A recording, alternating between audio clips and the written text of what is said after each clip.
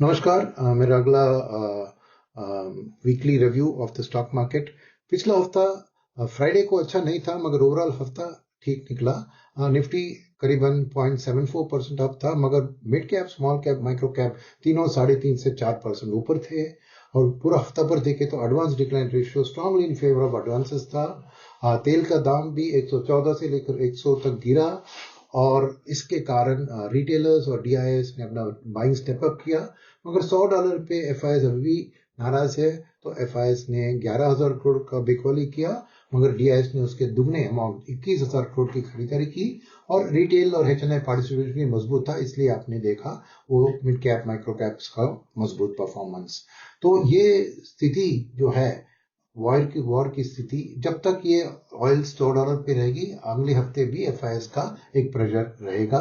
Monday को CPI data India का आने वाला है, उससे पता लगेगा कि 4% पार कर रही है, तो आरबीआई का सॉफ्ट पॉलिसी शायद बदल सकता है।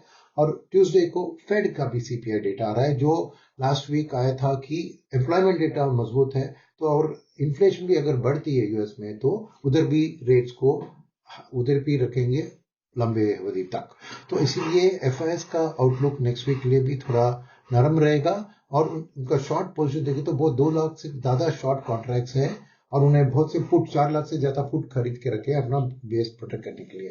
तो एफआईएस की आउटलुक नेगेटिव रहेगी, इसलिए लार्ज कैप में ज्यादा एक बढ़त देखना मुश्किल है। मगर डीआईएस की सपोर्ट के कारण ना ही लार्ज कैप ज्यादा गिरेगा, मगर ब्रॉडर मार्केट में बढ़त आ सकती है। मगर अगले हफ्ते बहुत सारे अर्निंग्स आना बाकी है, जैसे टाटा मोटर्स की, टाटा की 3-4 कंपनियां हैं, और उसके अलावा अपना सिप्ला है, और जो मोटोकॉप है। तो बड़ी बड़ी दिग्गज एडिंग से आजकल क्या हो रहा है मार्केट में कि ना ही उस कंपनी का अदर बहुत ज्यादा बढ़ता है गिरता है, मगर होल सेक्टर का इंपैक्ट करता है। जैसे एसबीआई का रिजल्ट ने पीएसयू बैंक की वाट लगा दी, और टाइटन के रिजल्ट ने कंज्यूमर को एक छलांग दिया। तो इस हिसाब से देखें तो जरूर आपको बहुत सेक्टर स्पेसिफिक कॉल्स लेना मुश्किल होगा, क्योंकि उस अर्निंग्स के बेसिस पे पूरा सेक्टर हिल जाता है। मगर ब्रॉडर मिड एंड स्मॉल और माइक्रो कैप के इंडेक्सेस में अभी भी बाइंग सपोर्ट डीआईएस के जरिए और रिटेल एचएनआई के जरिए मैं एंटिसिपेट कर रहा हूं अगले हफ्ते भी। तो इसलिए आपका भी स्ट्रेटजी उसी तरफ डाइवर्सिफाइड पोर्टफोलियो में धीरे धीरे खरीदारी का रहना है। बाकी तो मैं अपना daily war and market update में आपसे मिलता हूं। धन्यवाद।